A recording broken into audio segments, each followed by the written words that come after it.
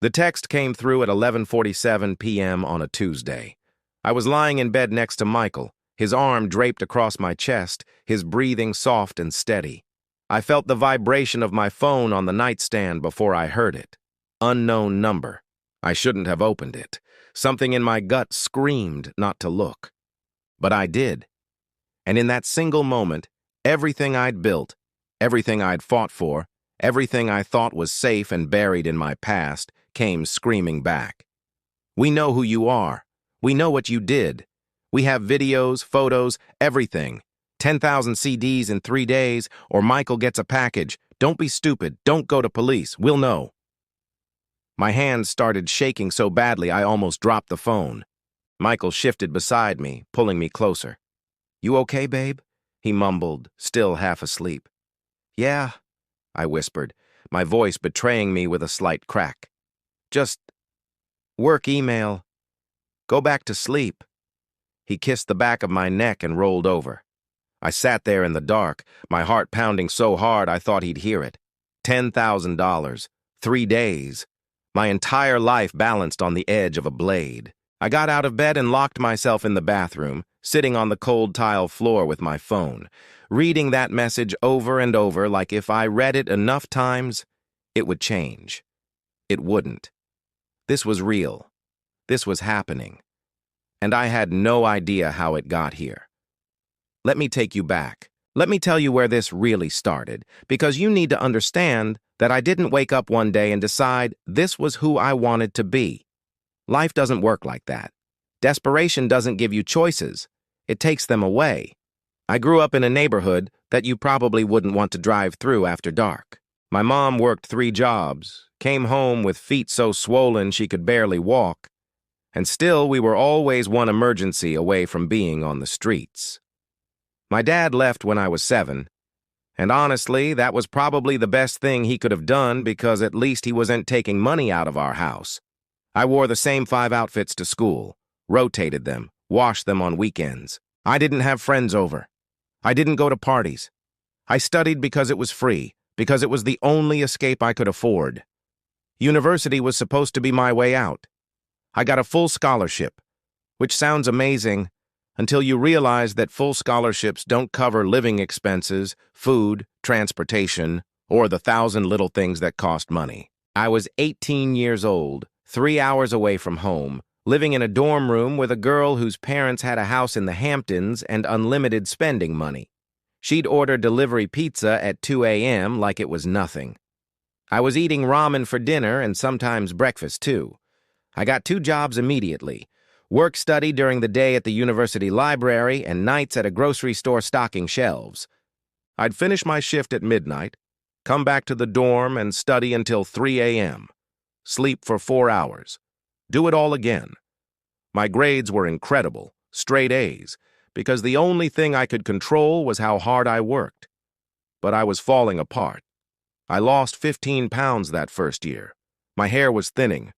I'd fall asleep in class sometimes, just crash in the middle of a lecture. That's when I met Miriam. She was in my sociology class, always impeccably dressed, always had the latest phone, always seemed like she was floating through life while the rest of us were drowning.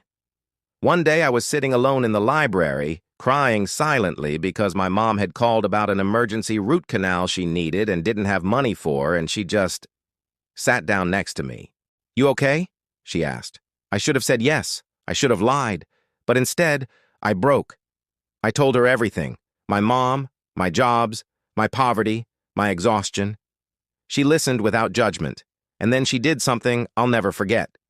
She took me to her apartment. It was beautiful. Not mansion beautiful, but to me it might as well have been a palace. Hardwood floors, large windows, real art on the walls. We had wine. I'd never had wine before, and she told me her story. She came from money, but her family was controlling, strict. She'd rebelled by using her beauty and intelligence to play a different game. She had sugar daddies, older men who paid for her company, her time, sometimes physical intimacy. She made in one night what I made in a month. She was paying for her education in cash, helping her mom, living a life while I was suffocating. "It's not that bad," she said, swirling her wine glass. You meet men. You're smart and beautiful and they pay you. It's transactional. You know what you're getting into. You set the boundaries. It's not romantic, so there's no heartbreak. It's actually powerful. I was horrified and fascinated simultaneously. I couldn't, I said immediately. But even as I said it, I was calculating. If I did what Miriam did, I could quit one job. I could sleep. I could actually be a human being. You could, she said simply. And you'd be good at it because you're smart. You wouldn't get caught up in it like some girls do. You'd see it for what it is, a job. It took me 6 weeks to say yes. 6 weeks of lying awake at night, thinking about my mom's tooth, thinking about the heating bill, thinking about how I was 20 years old and already felt like I was dying. In those 6 weeks, Miriam introduced me to her network. Older men, wealthy, discreet. Some were genuinely just lonely. Some wanted someone to go to dinners with, events, places where having a young woman on your arm mattered. Some wanted sex. I was terrified, but I was also desperate. My first client was named Richard. He was 52, a lawyer, married, looking for companionship. Miriam set it up. He paid me $2,000 for one night. Dinner at a nice restaurant, conversation, and back to a hotel room. I thought I was going to throw up the entire time, but I survived it. And the next morning, I had $2,000. I cried in the shower for an hour, but I also felt something else. Power. I could do this. I could take control. Before we continue, we would like to thank all of you who support us by subscribing, liking, and sharing our content. The only appreciation we ask of you is that you subscribe, like, and share this video if you are not yet one of our subscribers. Thank you. For the next 3 years, I lived a double life. By day, I was a model student. I'd go to classes, participate in discussions, work at the library. My professors loved me. I was engaged, thoughtful, brilliant. By night, I was someone else entirely. I became careful, strategic. I had rules, no drugs, no unsafe situations, always tell Miriam where I was going, always trust my gut. I screened clients through Miriam's network, mostly men in their 40s and 50s, professionals, people with too much to lose by being dangerous. The money was incredible. I paid for my tuition, helped my mom, started saving. In 3 years, I saved $80,000. $80,000. But the cost was more than money. I developed a split personality. There was the me at university, earnest, hopeful, engaged with my studies. And there was the me in hotel rooms, detached, performing, present but not there. I'd leave my body, float above myself, and watch it happen like I was watching a movie.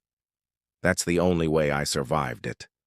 The trauma would hit me later in quiet moments, waves of shame and disgust that I'd push down because I didn't have time to process them.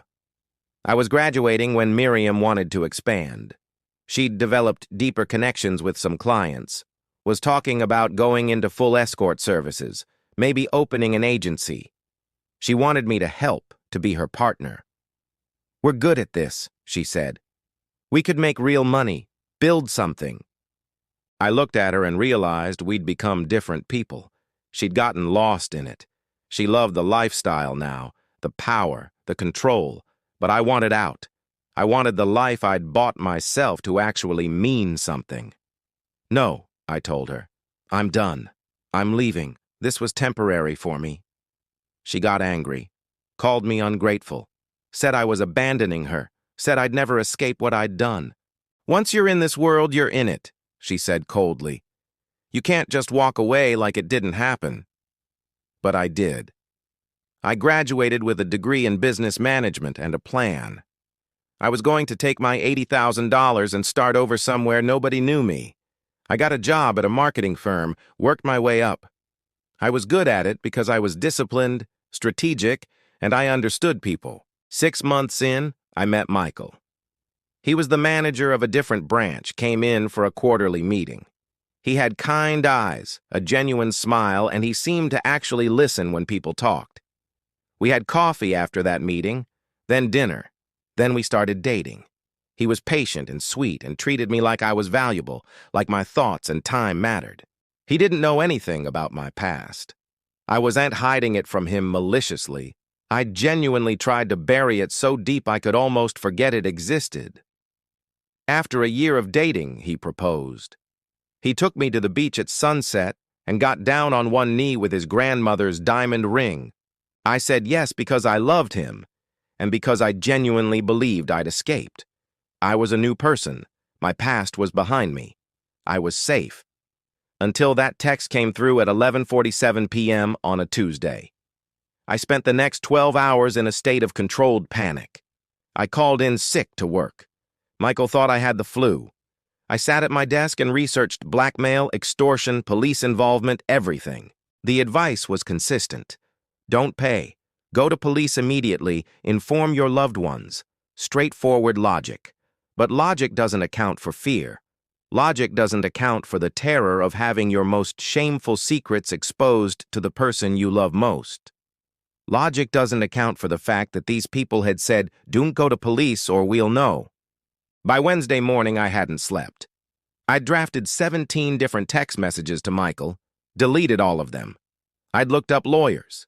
I'd considered just paying the money and hoping they'd disappear. I'd thought about running. I'd prayed, despite not being religious. I was watching my life split into two timelines, one where I told Michael and faced whatever came next, and one where I became a victim of extortion, constantly paying to keep my secret safe.